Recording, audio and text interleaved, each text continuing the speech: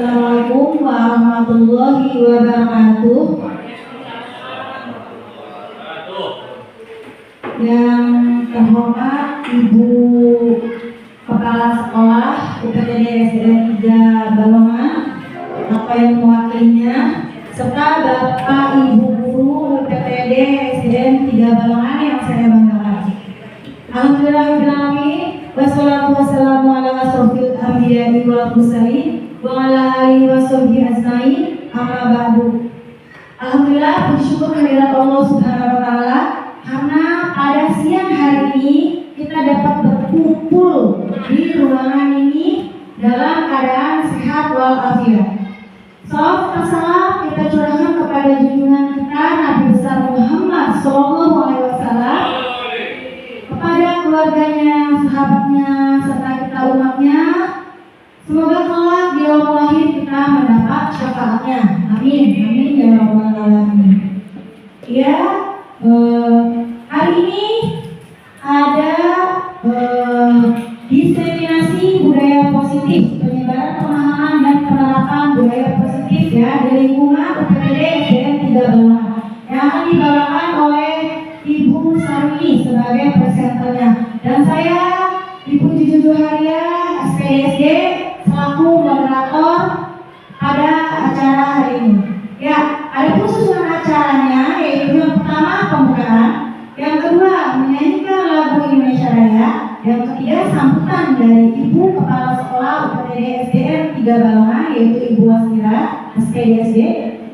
Yang keempat penyampaian diseminasi budaya positif yang akan dibawakan oleh Ibu Salwini SPD. Dan yang terakhir penutup atau doa. Doa akan diwakili oleh Pak Andri SPD. Ya. Baiklah. Untuk pembuka, mari kita bersama-sama membaca basmalah. Semoga acara pada hari ini dapat berjalan lancar sesuai dengan apa yang kita harapkan. Yuk kita baca basmalah bersama-sama. Bismillahirrahmanirrahim. Ya, terima kasih Bapak Ibu Guru. Yang kedua, kita akan menyanyikan lagu Indonesia Raya, dirjennya oleh Ibu Tarsia SPD. Kepada Ibu Tarsia SPD, dipersilakan untuk operator dipersiapkan lagunya. Mohon berdiri, Bapak Ibu. Mohon berdiri dulu. Kita menyanyikan lagu Indonesia Raya.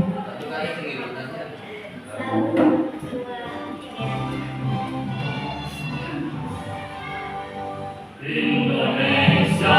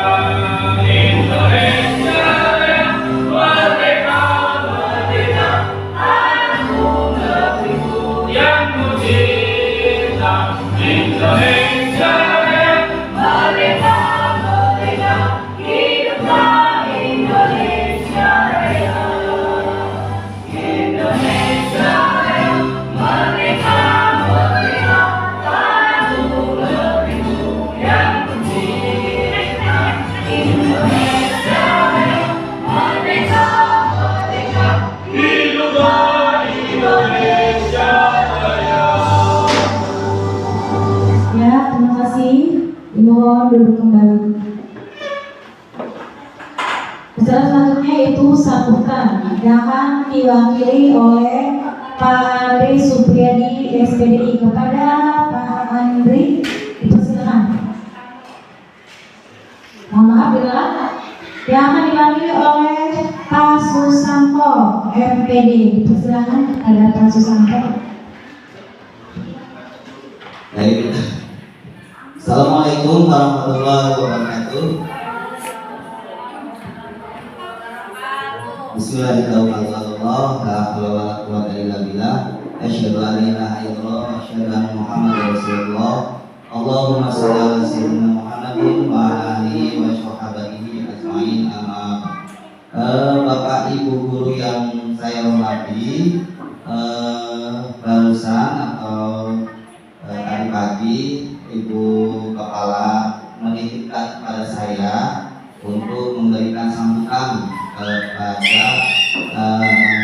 pada acara ini, ya, acara diseminasi budaya positif, penyebaran pemahaman dan penerapan budaya positif di sekolah. Baik Bapak Ibu yang saya hormati, Ibu Kepala sekolah menitipkan kepada saya agar menugaskan kita semua sebagai rekan sejawat Ibu Sarwini, Dewan Guru UPTD 3 Balongan, agar mengikuti acara ini sampai selesai, dan mudah-mudahan apa yang disampaikan oleh Ibu Sarwini, pengalaman mengikuti guru penggerak, bisa dicontoh untuk kita semua, ya, dan diimplementasikan di kelas kita masing-masing. Nah, Bapak Ibu, salah satu kenapa acara ini dilakukan, karena ini adalah merupakan syarat wajib untuk mengikuti program guru penggerak, Bapak Ibu. Ya, program guru penggerak ini adanya tugas aksi nyata. Jadi apa yang sudah dipelajari di program guru penggerak ini diimplementasikan di sekolahnya agar dapat berdampak ke murid. Ya, apa sih dari modul 1 dari awal mengikuti sampai modul 1-3 itu apa sih kelebihannya? Ternyata kelebihannya Bapak Ibu dikumpulkan menjadi, ya, ini acara aksi nyata ini. Karena aksi nyata ini sangat penting, oleh karena itu diadakan acara seperti ini. Mohon maaf apabila misalkan Ibu Bapak kesibukan dalam mengajar, gitu ya, terganggu oleh acara Ibu ini, acara diseminasi namanya, penyebaran praktek baik, mengganggu Ibu Bapak yang sedang beraktivitas. Ya, kurang lebih untuk informasi saja, Bapak Ibu, alhamdulillah kita sudah dihadiri oleh 10 orang guru, ya, staf guru, gitu. Nah, silakan Bapak Ibu, ini pesan dari Ibu Kepala Sekolah, ikuti dengan baik, lalu catat hal-hal yang penting yang nanti Ibu Sarwini bisa disampaikan oleh Ibu Sarwini. Mungkin itu saja, ya, tugas saya untuk menyampaikan titipan dari Ibu Kepala Sekolah, menyampaikan sambutan. Baik Bapak Ibu, kurang dan lebihnya mohon maaf. Wassalamualaikum warahmatullahi wabarakatuh. Kembali ke MC.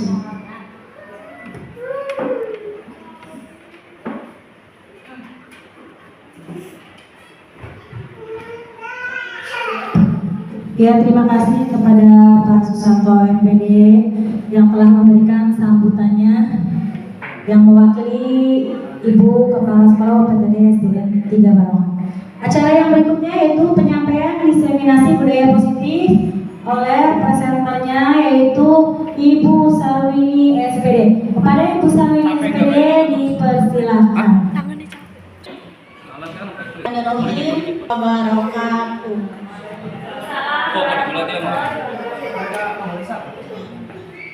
Alhamdulillah, pada hari ini saya hadir di sini dalam rangka diseminasi budaya positif, penyebaran pemahaman dan penerapan budaya positif. Pertama-tama, marilah kita panjatkan puji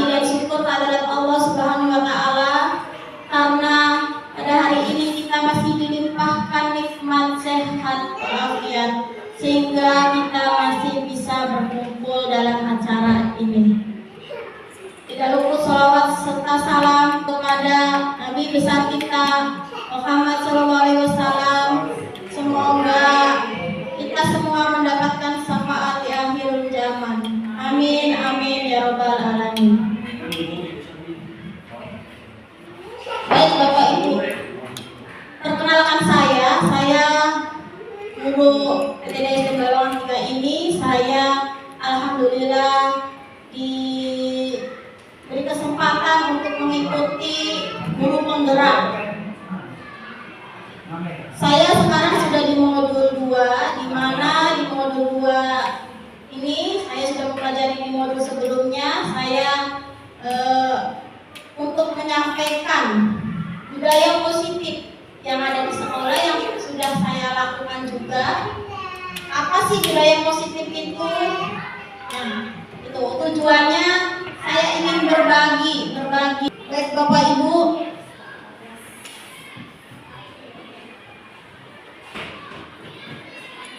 Kliknya salah kliknya.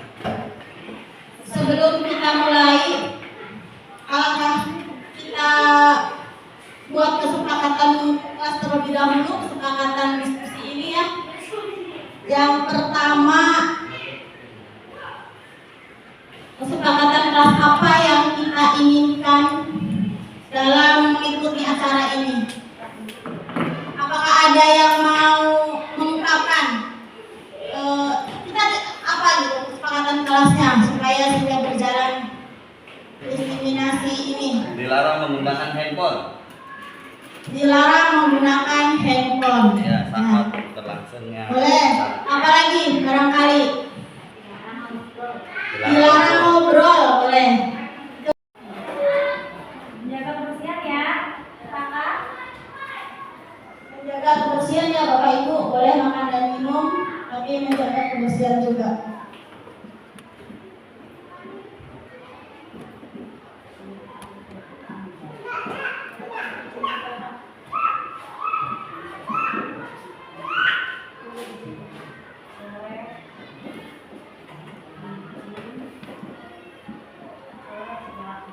Ya Bapak Ibu, ini kesepakatan kelas kita sehingga nanti berjalan dengan lancar, itu yang kita harapkan. Sepakat ya Bapak Ibu kesepakatan ini? Ya, alhamdulillah. Mari kita lanjutkan Bapak Ibu.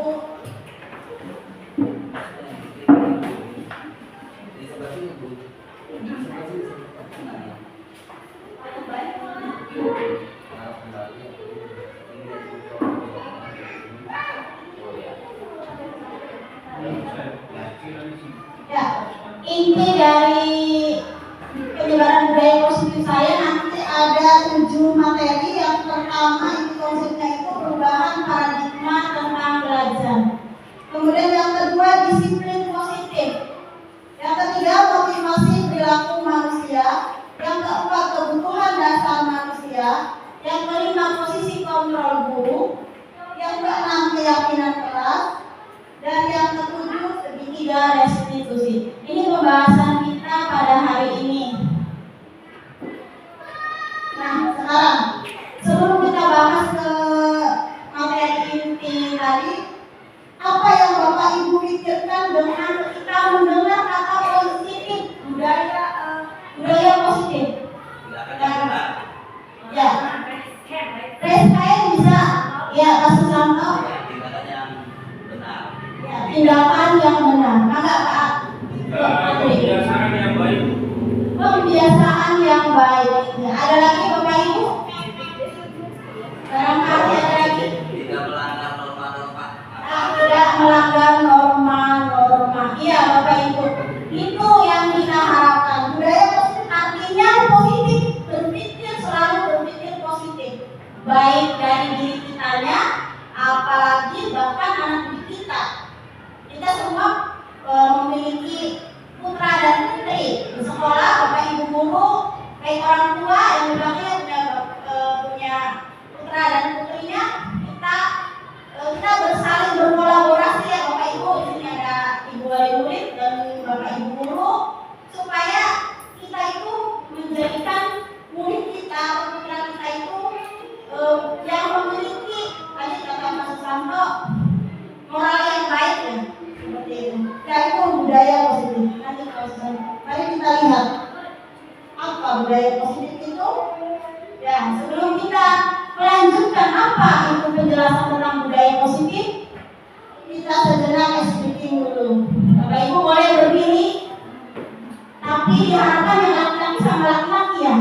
Soalnya nanti di situ ada merangkul Tuhan, nanti merangkulnya sama yang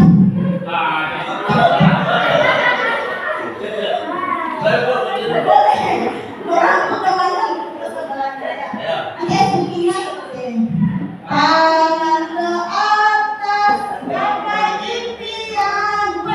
Tangan ke samping merangkul teman, tangan ke depan fokus harapan, tangan didekatkan bertepuk tangan. Boleh, boleh. Satu lagi ya Bapak Ibu. Ya, semangat, masih semangat. Soalnya ini suasananya siang, jadi sudah mulai lapar, sudah mulai istirahat. 3, 2, 1.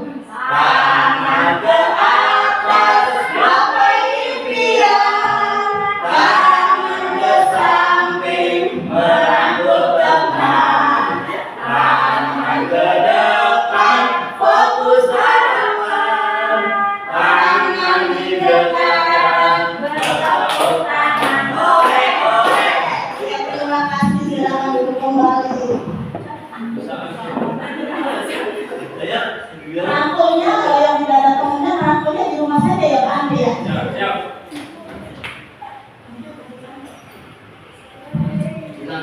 Next ya. Nah Bapak Ibu, yang pertama kita bahas tentang paradigma baru.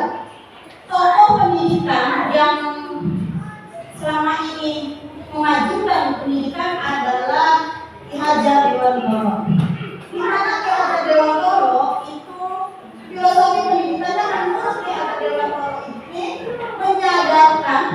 menyadarkan saya pentingnya memberikan pendidikan yang menuntun dibanding hanya sekedar mengajar saja. Saya harus memberikan contoh teladan yang baik kepada murid. Karena Ki Hajar Dewantoro pendidikan itu menuntun, jadi tidak mengajarkan anak supaya bisa. Dalam arti bisa bernilainya bagus, Bapak Ibu tidak. Tetapi mengajarkan seperti seorang petani. Tahu petani ya Bapak Ibu ya? Petani padi, orang menanam padi. Bibitnya yang bagus padi itu. Semua petani mau beli bibit yang bagus. Ditanam di sawah. Tapi apabila padi itu tidak dirawat, tidak diberi pupuk, tidak dikasih air yang bagus, yang benar, apa yang terjadi hasilnya coba Bapak Ibu? Ada yang mau berpendapat? Mati bisa. Kayu mati. Kualitasnya berkurang. Nah, kualitasnya berkurang. Gitu. Sehingga padi ini diibaratkan siswa. Ya. Nah, yang merawatnya ini diibaratkan guru atau orang tua murid di rumah.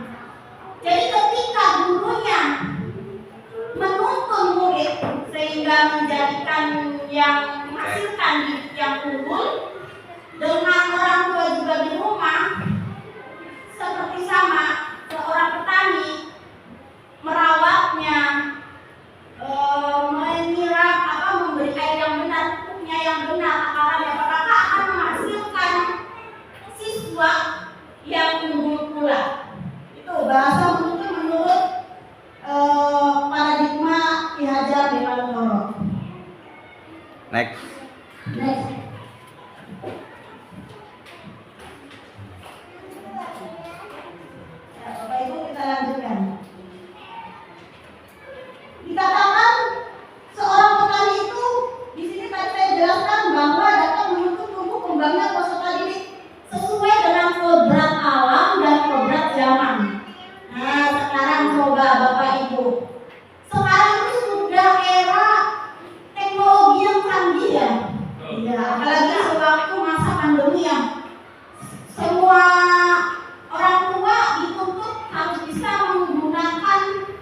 gadget ya, karena tugasnya daring. Nah, bahkan sekarang sudah teknologi sudah canggih, maka kata Ki Hajar Dewantoro, pendidikan itu harus sesuai dengan kodrat zaman, karena zamannya sudah milenial, sudah menggunakan teknologi. Bapak Ibu guru memanfaatkan teknologi tersebut. Misalnya di SD Balongan 3 sudah melaksanakan pembelajaran dengan laptop, dengan komputer, dengan Infokus. Infokus. Nah, seperti contohnya saya di depan sini, saya menggunakan aplikasi laptop Infokus. Bapak Ibu guru yang di sini di barisan murid, saya berpresentasi menyampaikan pembelajaran sehingga siswa ini bisa menumbuhkan motivasi diri, semangat diri untuk belajar, sehingga tadi supaya menghasilkan murid yang unggul. Itu Bapak Ibu. Nah, di mana kemudian tadi sesuai dengan kodrat alam. Kodrat alam itu begini Bapak Ibu. Kita di lingkungan sekolah dasar, apakah, ini ada pertanyaannya, apakah di sekolah dasar sama di jenjang SMA kita itu mendidik anak itu apakah sama atau berbeda? Enggak, barangkali ada yang berpendapat. Coba Pak Andri berbeda. Apa perbedaannya? Apakah sama kita mendidik di lingkungan SD sama di SMA? Perbedaannya yaitu satu dari karakteristik siswa tersendiri. Jadi antara anak SD dengan SMA itu beda. Mungkin anak SD cenderung kepada kanak-kanak yang masih anak. Kalau sudah SMA kan sudah tingkat dewasa. Jadi perbedaannya itu Bu. Ya, enggak Ibu jujur. Ya, menurut saya berbeda ya pembelajaran anak SD dengan jenjang SMA. Karena apa?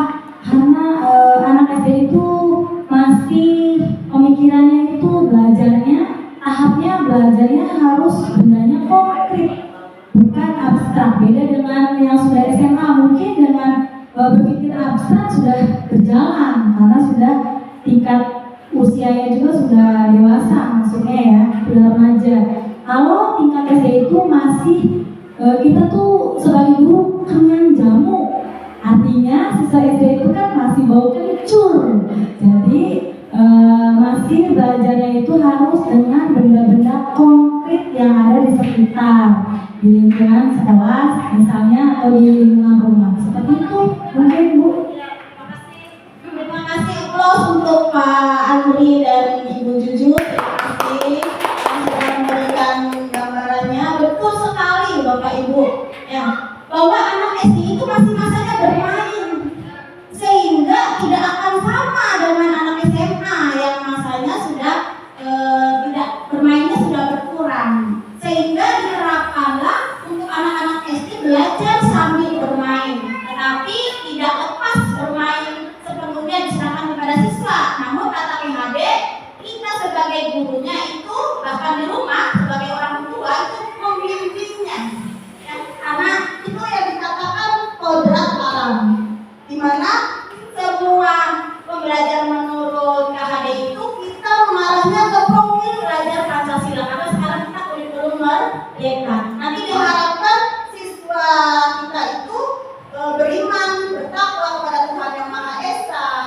berkebinekaan global, bergotong royong, kreatif, bernalar kritis dan mandiri. Maka diterapkanlah sambil bermain, dengan ada bermain di lingkungan sambil belajar, seperti itu kan susah. Nah, itu yang tadi saya jelaskan ya. Kodrat alam merupakan kondisi anak sejak lahir, bahwa kodratnya sudah ingin bermain, ya, ingin bermain, dan kodrat zaman sesuai mengikuti perkembangan zaman. Next. Nah, contoh kegiatan budaya positif. Ini salah satu contoh sedikit kecil ya yang saya masukkan, karena nanti ketika saya masukkan banyak itu bahasanya nanti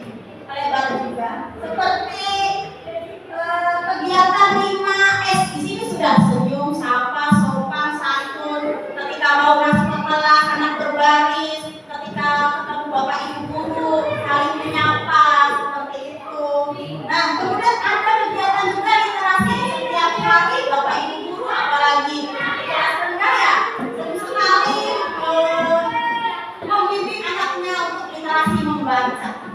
Kalau untuk di kelas tinggi bisa dibawa ke perpustakaan, diarahkan untuk membaca buku cerita juga tidak apa-apa. Itu sebagian dari literasi. Di rumah Bapak Ibu wali murid bisa mengarahkannya untuk membaca, meningkatkan literasi mereka. Kemudian kegiatan ekstrakurikuler di sekolah kita pramuka, dengan pramuka setiap hari Sabtu ya. Kemudian setiap hari Jumat juga ada kegiatan duha bersama. Kemudian di pembiasaan awal pembelajaran itu mengaji 15 menit berdoa ya seperti itu. Kemudian di akhir juga metode kaumi, anak-anak kita sudah melaksanakan metode kaumi, di mana menghafal Al-Quran dengan gerakan ya ibu bapak ibu guru di kelas PTSD kita ini sudah melaksanakan metode kaumi, pembelajaran menghafal Al-Quran. Iya.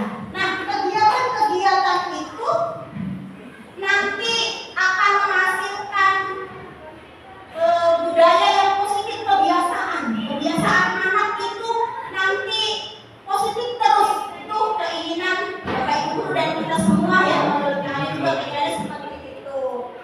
Kemudian ada kegiatan P5 di sekolah seperti menanamkan nari, kemudian nyanyi, mengolah sampah ya, mengolah sampah. Terus di saya sudah menerapkan menghasilkan sampah dari kertas, dari bahan plastik itu ya.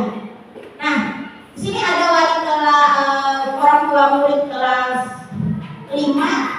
Apa yang ibu rasakan saat ibu mengolah sampah itu ya. Nah, kita bisa memanfaatkan ya. Lanjut Bapak Ibu dulu. Nah, dari tadi budaya positif itu nanti kita menanamkan kebiasaan. Kebiasaan itu diharapkan akan timbulnya disiplin diri dan disiplin diri. Jadi timbul disiplin kita. Apa itu arti kata disiplin? Maka siapa? Ibu Tasina mau menyampaikan disiplin itu gimana?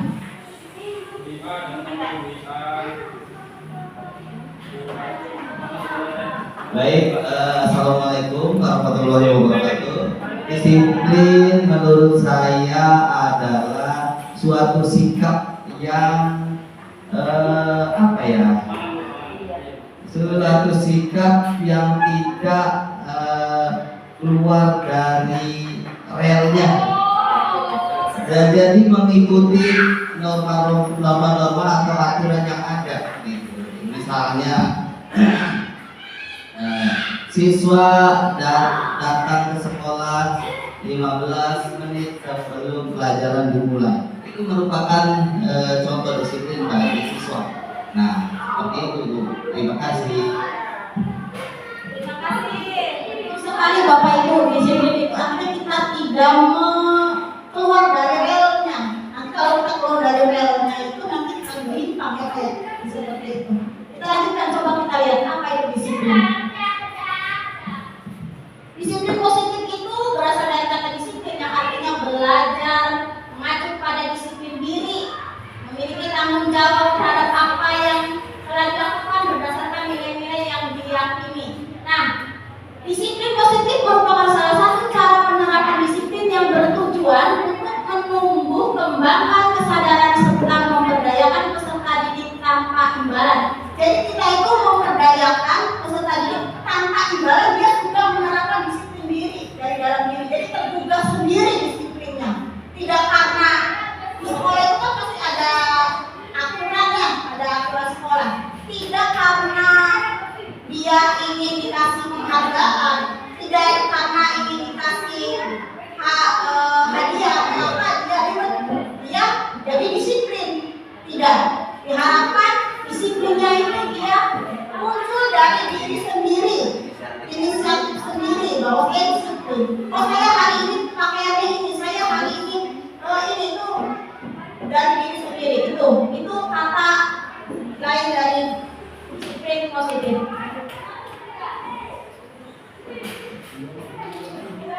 Ya, disiplin ini akan menghasilkan nilai universal, di mana nilai-nilai universal ini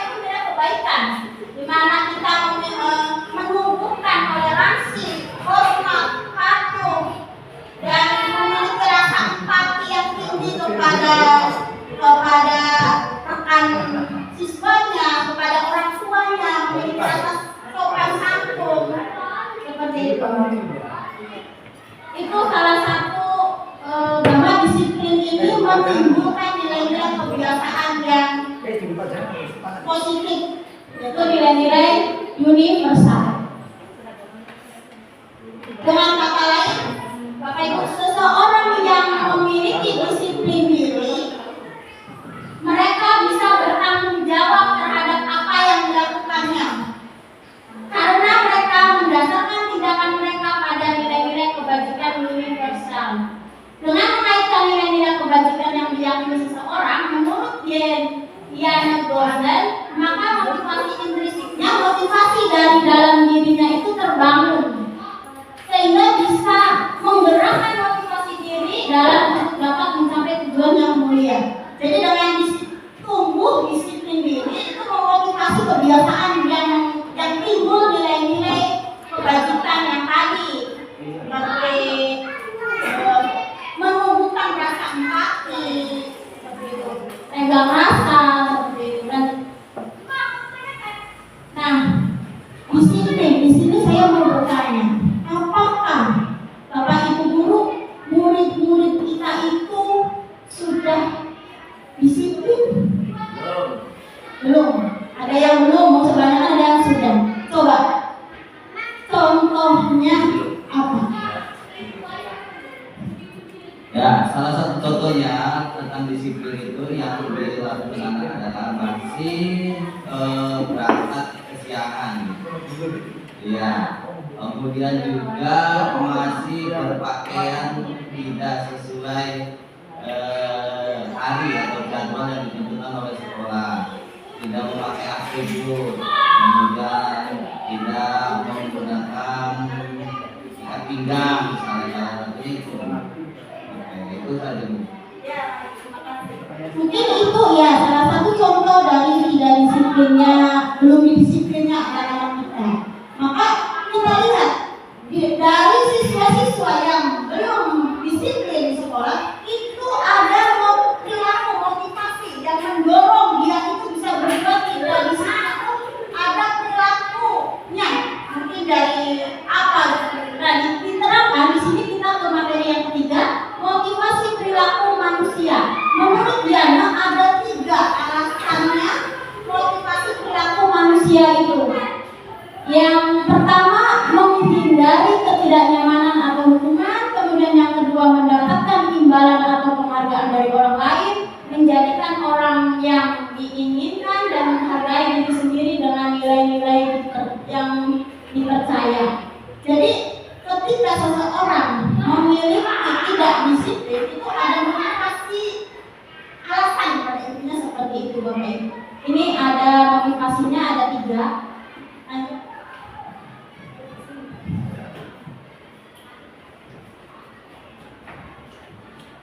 Berdasarkan ketiga motivasi tersebut, bisa disebut motivasi eksternal. Motivasinya itu bisa muncul dari diri sendiri internal, bisa dari eksternal, dari lingkungan, atau dari orang lain seperti itu.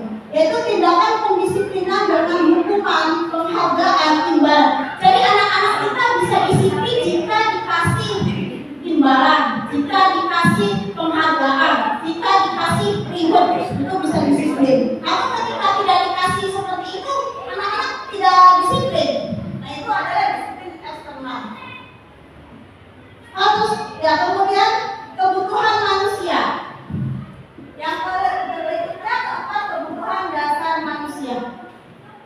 Kebutuhan dasar manusia itu bertahan hidup.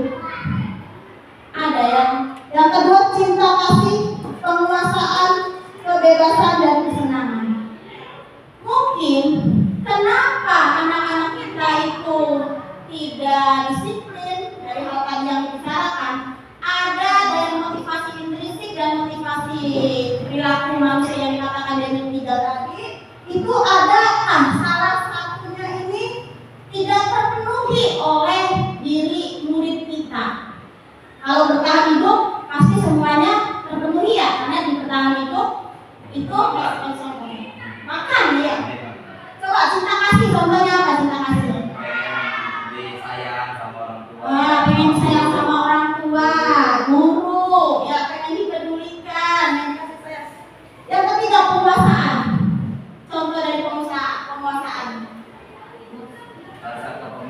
Ya, rasa dia ingin di depan, di depan. Iya. Seperti itu. Kebebasan, dia ingin merasa bebas sehingga seperti tadi kata contoh berangkat kesiangan, anak kita berangkat kesiangan, mungkin dia ingin bebas pengen tidurnya lebih nanti gitu, seperti itu. Nah kemudian kesenangan, dia masih pengen kesenangan tadi. Nah ini pertama itu seperti makan tadi yang diungkapkan betul, cinta kasih, rasa diterima, dipedulikan, berbagi, kerjasama, penguasaan, dan mencari kesenangan, humor, pengen senang sendiri seperti itu. Lanjut kamu. Yang bergembira, kesenangan, kekuatan mencapai sesuatu menjadi kompetensi, terakhir, kemudian kebebasan, dia ingin bebas. Nah, ketika kelima kebutuhan dasar menurut Diana itu terpenuhi bagi anak didik kita, bahkan bagi diri kita juga sebagai orang dewasa, ketika kebutuhan kita tidak terpenuhi, terkadang emosi ya Bapak Ibu, emosinya kepada suami atau kepada istri. Timbulnya emosi. Timbulnya itu emosi ya, seperti itu. Tapi ketika kita sudah terpenuhi, maka tidak akan muncul rasa emosi, rasa kecewa, rasa bosan seperti itu. Mari kita lihat kasus ini Bapak Ibu. Nah sebelum kita ya maaf Bapak Ibu salah tidak jadinya ini kasus. Ini sebagai speaking kita kali ya. Nah mungkin sebelum berlanjut ada yang mau speaking dulu? Ada siapa ya Bapak? Ibu Jujur Bapak? Mulai saya sekarang untungnya ada kasusu nih. Oh iya ya, kayaknya Timpo ya namanya ya. Baik, Bapak Ibu, ini karena waktu sudah 12, pasti semangatnya sudah kendor. Yuk berdiri dulu. Mari kita berdiri dulu. Ya, ini ada tepuk semangat ya, tepuk semangat.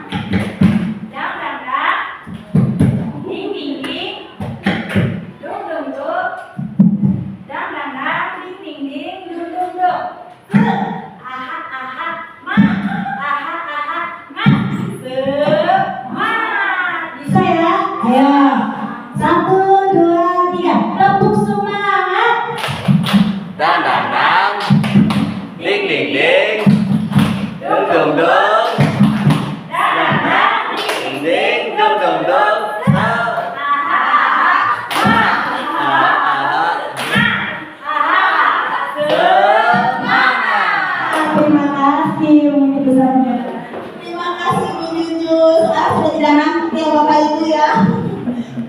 Sebentar lagi materinya kita selesai Bapak Ibu. Ya, terima kasih Bu Jujur sudah mau memberikan supaya tidak mengantuk. Kebetulan ada kamar, kebetulan ada kata kasus ini salah. Seharusnya kasus maksud saya. Ya.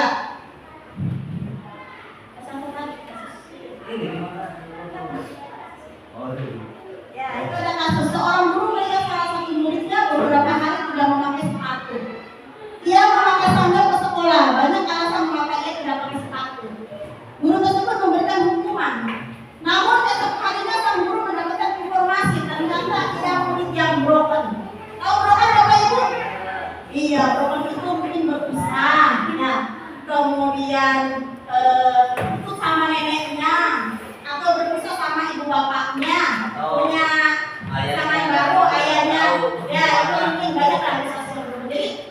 Jadi mungkin dari kasus ini, apakah murid tersebut tadi sesuai kebutuhan manusia itu ya, yang 5 kebutuhan manusia, apakah ada yang tidak terpenuhi menurut bapak dan ibu? Enggak. Dari kasus itu 5 kebutuhan dasarnya sudah terpenuhi atau belum? Belum. Ada yang jawab belum. Boleh dicurahkan. Kenapa bisa belum? Sedikit saja, nanti kita bahas.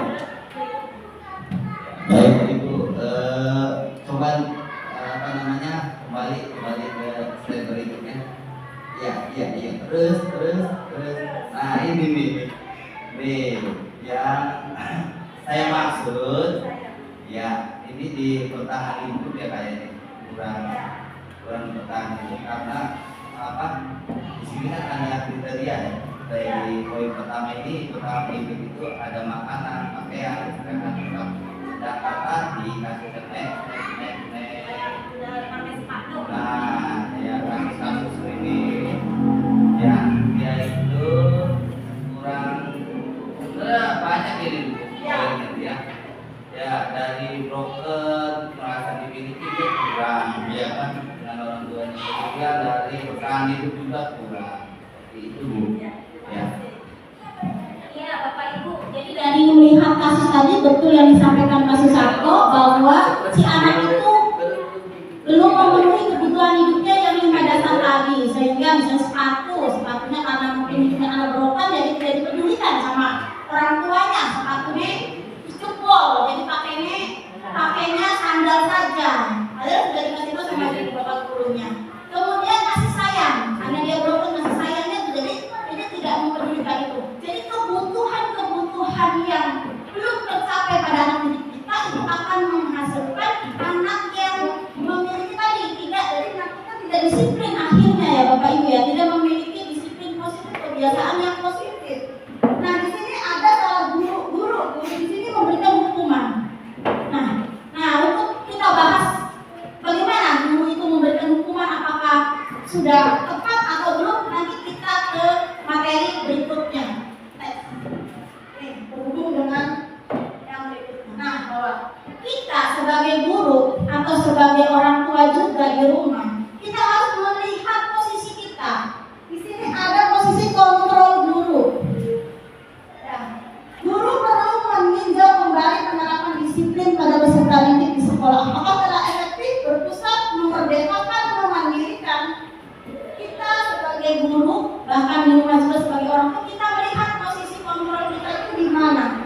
Jadi menurut penelitian posisi kontrol guru itu ada 5. Yang pertama sebagai penghukum, yang kedua sebagai pembuat rasa salah, yang ketiga sebagai teman, yang keempat pemantau, yang kelima adalah sebagai manajer. Apakah ada yang sudah mendengar atau sini mungkin sudah guru-guru di UKT Balongan 3 Bapak Ibu sudah hebat semuanya. Penghukum, di mana itu penghukum? Memberikan hukuman kepada murid kita, memberikan hukuman kepada anak kita mungkin di rumah. Tuh. Kemudian berbuat merasa bersalah, dia merasa bersalah, oh iya merasa bersalah. Inilah penjelasan dari posisi 5 kontrol guru ini. Lanjut. Ini contoh dari penerapan posisi kontrol guru. Di sini ada salah satu siswa yang tidak mematuhi aturan, seperti tadi lah, pokoknya tidak memakai atau pakai sepatu. Penghukum. Seperti ini ada kata-kata. Kamu tidak mematuhi aturan. Sana berdiri di depan kelas sampai pulang. Sana kamu lari lapangan. Nah itu. Bahkan di rumah ketika kepada anak itu kalau misalnya tidak nurut sama orang tuanya mungkin kamu tidak boleh makan. Kamu tidak boleh kasih kelas seharian. Nah itu menghukum Bapak Ibu ya. Itu menghukum. Kemudian membuat rasa bersalah. Misalnya Bapak Ibu guru di sini ketika ada anak siswa yang tidak menaati aturan, itu ada sering bilang begini, sudah berapa kali ibu bilang, ibu tuh sangat kecewa sama kamu, selalu begini, kasihan tidak sih sama ibu. Nah itu membuat anak tuh merasa bersalah. Oh iya ya, merasa ibuku ya, oh iya ya. Nah itu merasa bersalah. Lanjut kasus sahabat. Nah sebagai teman, posisi kontrol guru sebagai teman. Ayo nak, kali ini ibu tidak apa-apa, kamu bersalah. Ayo kita rangkul.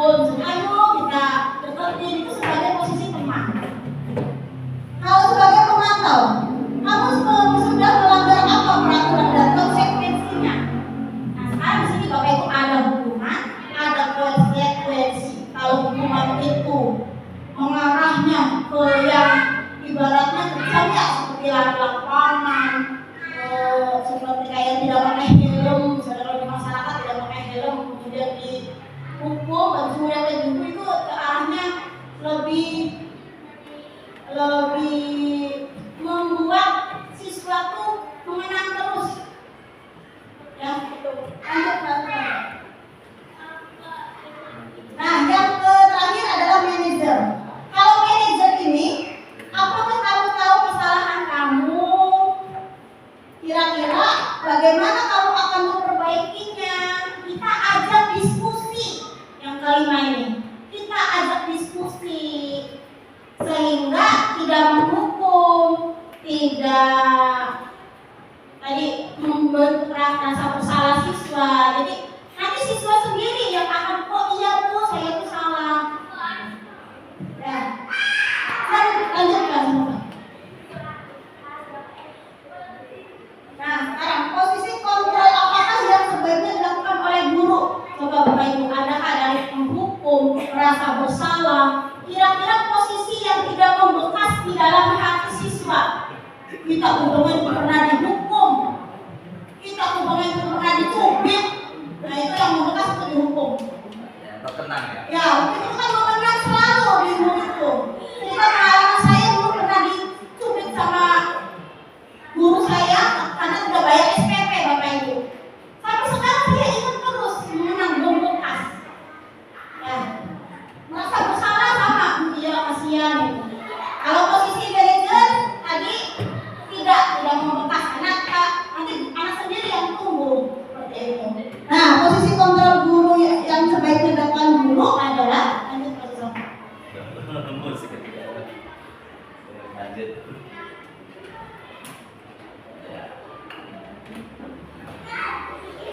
Ya, posisi kontrol gurunya yaitu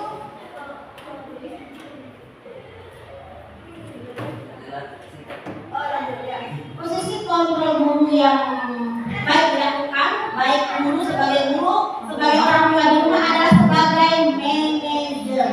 Karena apa?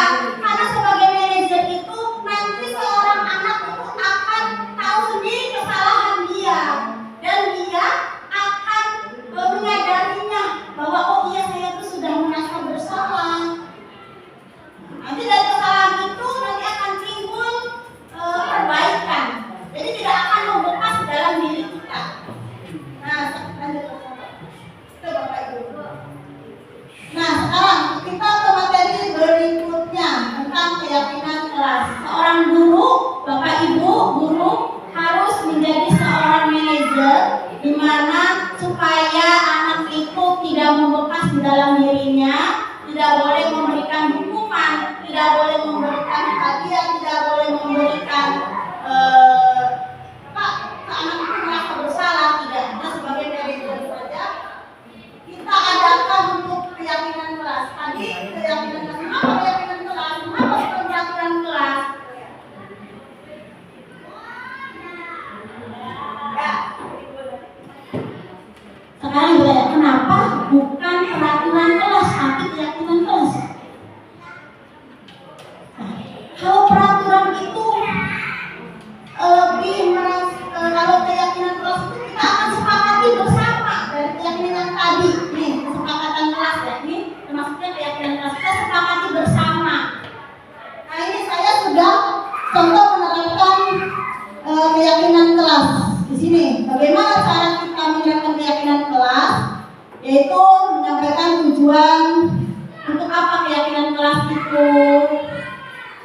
Kemudian semua siswa terlibat dalam penyampaian pendapat yang bertujuan impian kelas yang positif. Kemudian semua siswa itu berpendapat.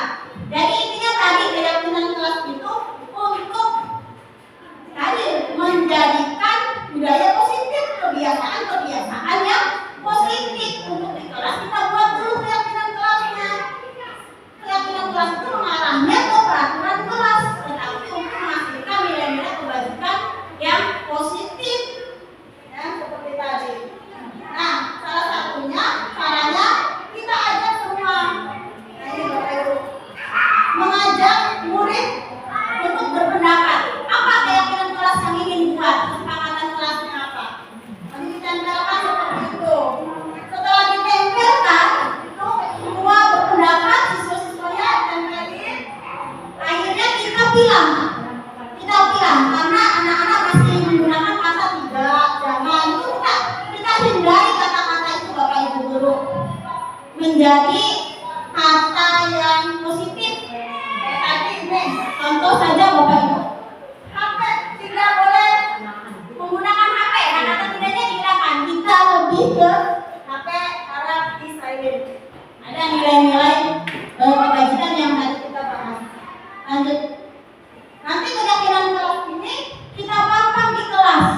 tempel di situ.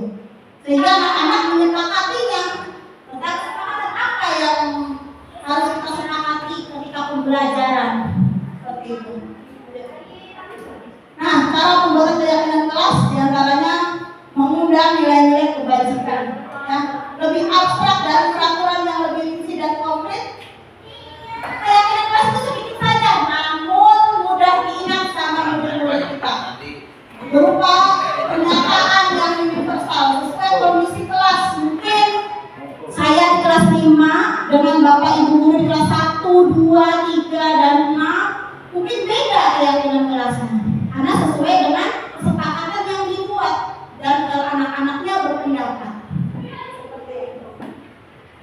Hindari kata-kata yang tidak, jangan. Semua warga sekolah itu dilibatkan harus berpendapat. Ininya menjadi, jadi nantinya keyakinan kelas itu akan menjadikan impian kelas yang indah. Dan keyakinan kelas itu kita indahkan, baik gurunya dan baik siswanya.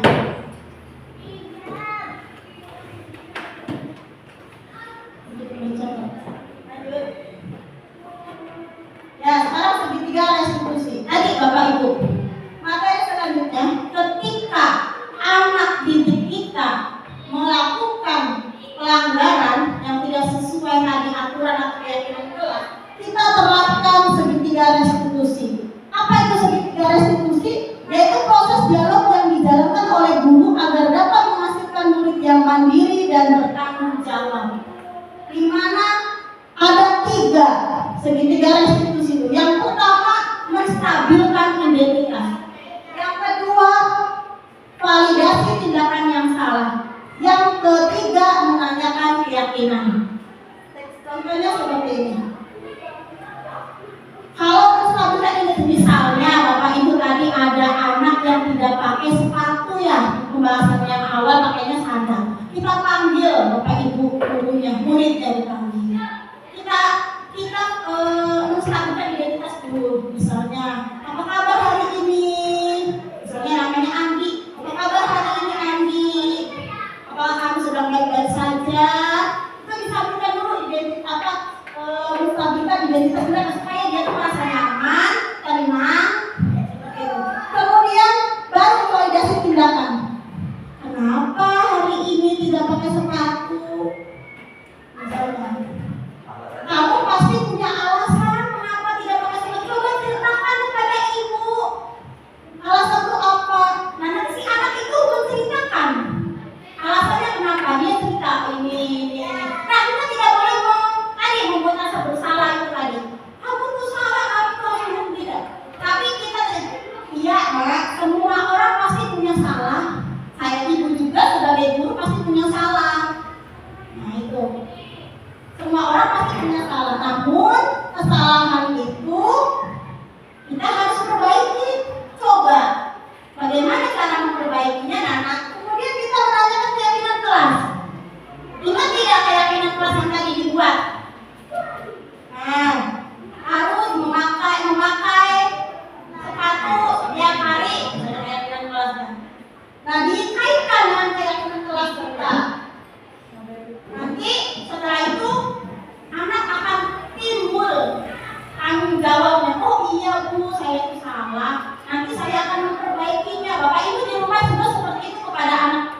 Kita bisa menerapkan, kita ajak komunikasi, kita ajak diskusi, sehingga dia menyadari kesalahannya dia dan bisa berbuat dan kesalahan itu bisa memperbaikinya. Jadi tidak ada timbul rasa dendam di dalam hati. Lanjut. Nah ini ada segitiga restitusi.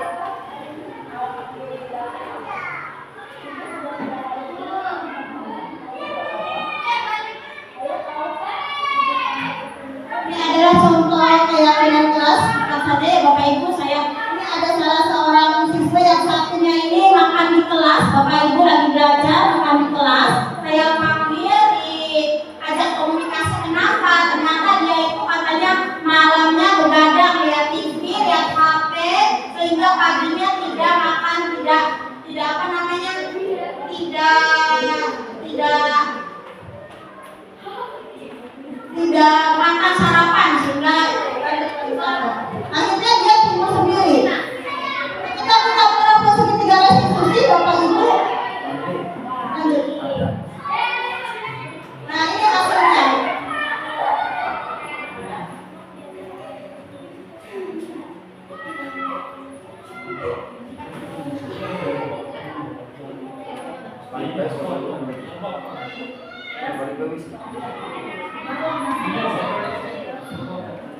Ya, jadi hasilnya ketika kita menerapkan segitiga restitusi, hasilnya itu anak-anaknya merasa tidak mengakui kesalahannya dan menghasilkan perbaikan sendiri seperti itu ya.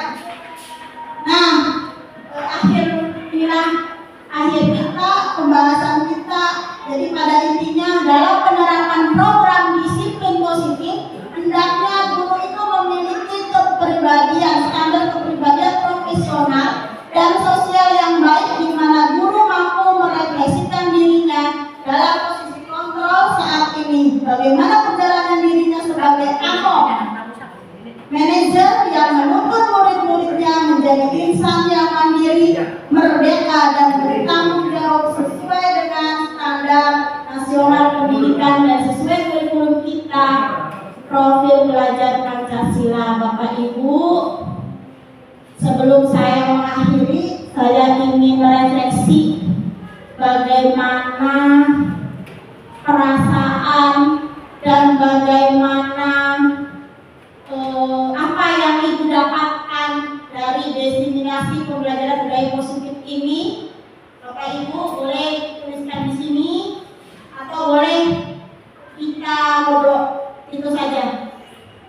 Langsung saja bisa. Baik, ada yang tidak bisa. Enggak, masih Santo. Apa yang didapat dari diseminasi? Baik.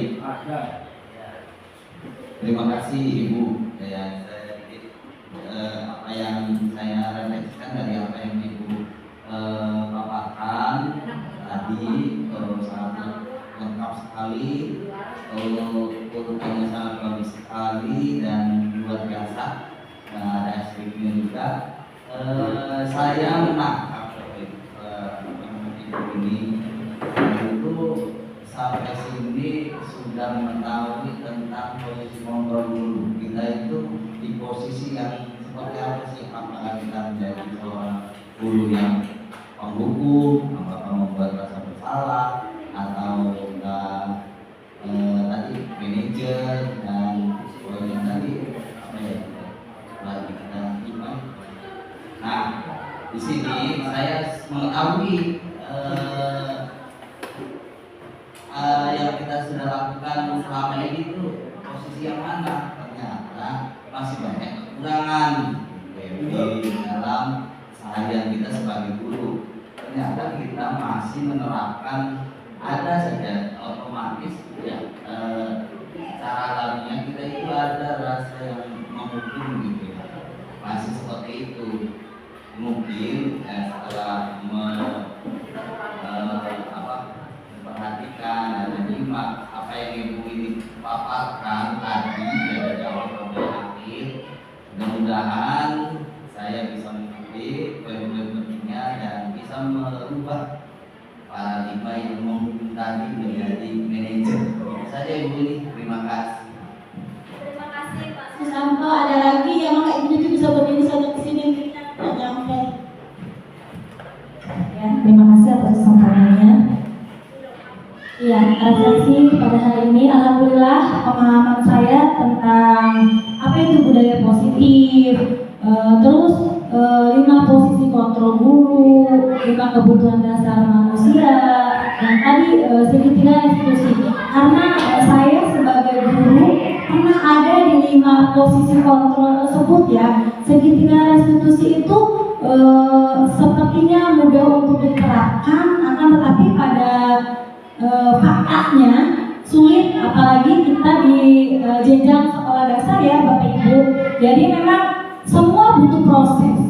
Jadi untuk perubahan paradigma baru ini ya tentang filosofi KHD, segitiga restitusi penerapannya memang tidak semudah apa yang kita bayangkan. Tentu kita butuh proses.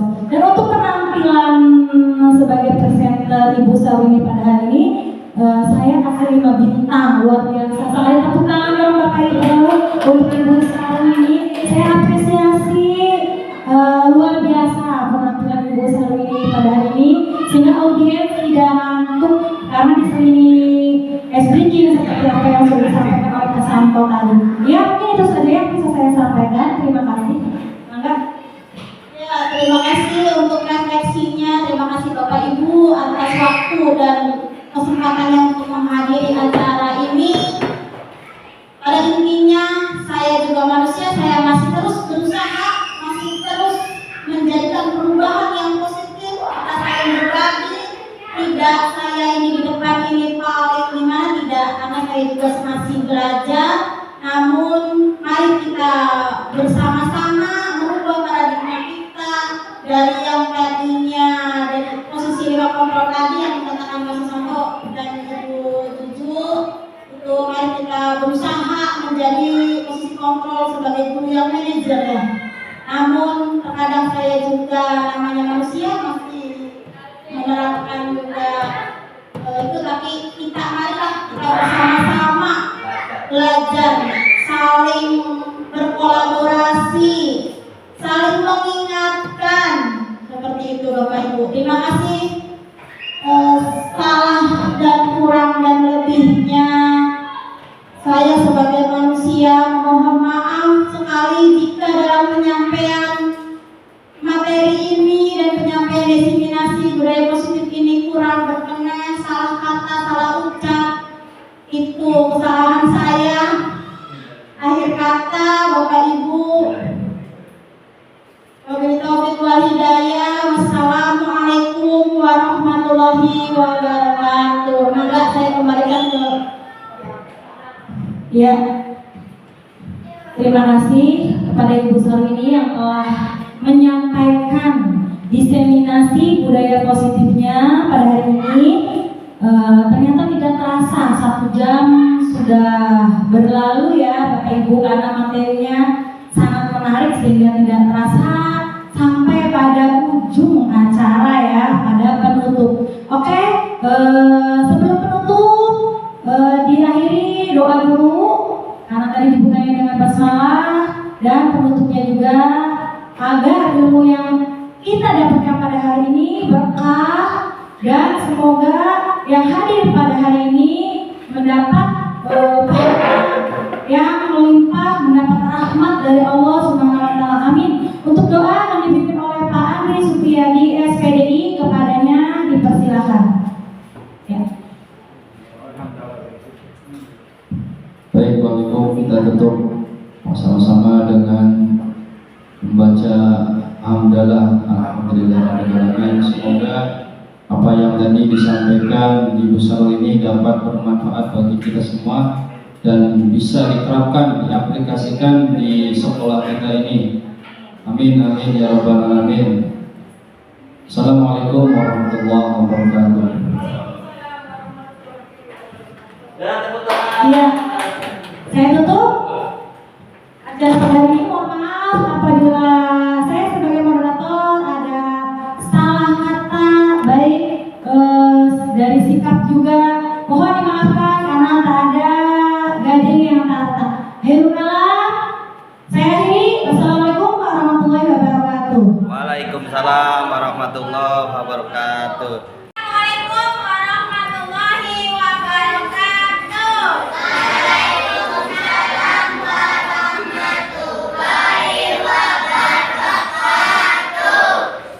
Apa kabar hari ini anak-anak? Baik. Sudah sarapan di rumah sudah ya? Sudah ada yang belum. Kalau yang belum sarapan sebaiknya sarapan dulu.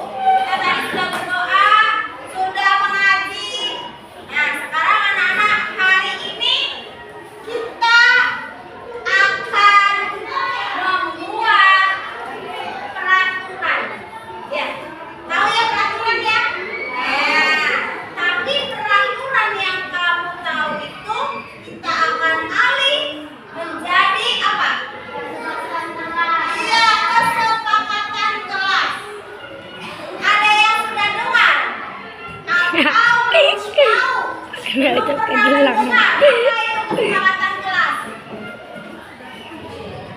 Ada yang sudah pernah dengar? Nah, semuanya ada yang sudah, ada yang belum. Ya, ada yang tahu pernah dengar kesepakatan kelas. Ya, ada yang sudah dengar. Anak-anak, tujuan kesepakatan kelas Cup. ini Cup. supaya kelas Cup. kita itu Cup. berjalan dengan menyenangkan.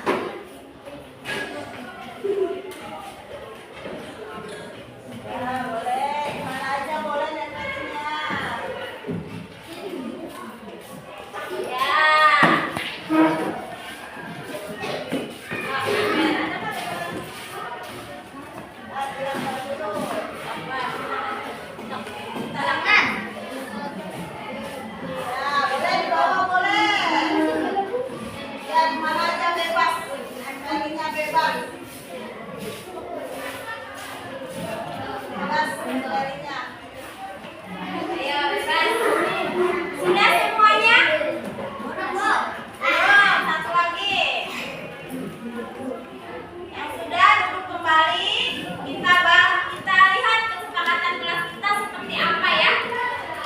Nah, kesepakatan kelas ini kalau kita sudah buat, hendaknya kita apakan? Indahkan. Iya, indahkan dengan apa? Dengan mengikuti kesepakatan kelas ya. Ayo tempel. Sudah semua anak-anak? Ada yang belum? Ibu tungguin. Ayo satu aja. Nanti habis ini. Nah, kita lihat. Ya.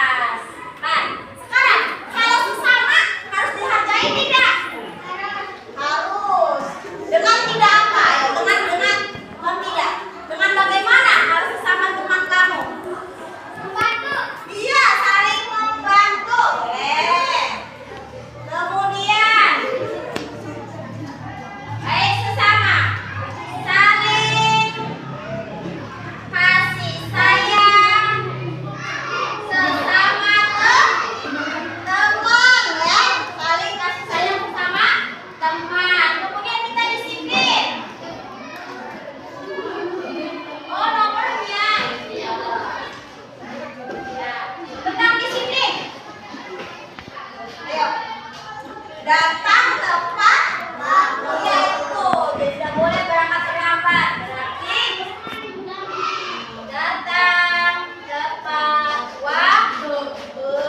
Kemudian sudah memiliki rasa aman, lucu. Di sini tidak boleh bully, boleh itu tidak boleh bully ya. Berarti harus saling apa? Saling menghargai, sudah ya, saling menghargai sesama teman. Saling menghargai sesama teman. Nah, kesepakatan ini apakah ada yang perlu mau ditambahkan? Apalagi selain yang ada di depan? Sudah? Sudah cukup? Sudah cukup. Berarti kesepakatan kelas ini diharapkan kalian bisa melaksanakannya. Supaya apa tadi tujuan kita? Supaya apa? Supaya apa? Supaya kelasnya bagaimana? Bersih. Bersih. Supaya kelasnya nyaman. Supaya kelasnya tertib. Oke. Sekarang nanti besok kita buat untuk ditempel di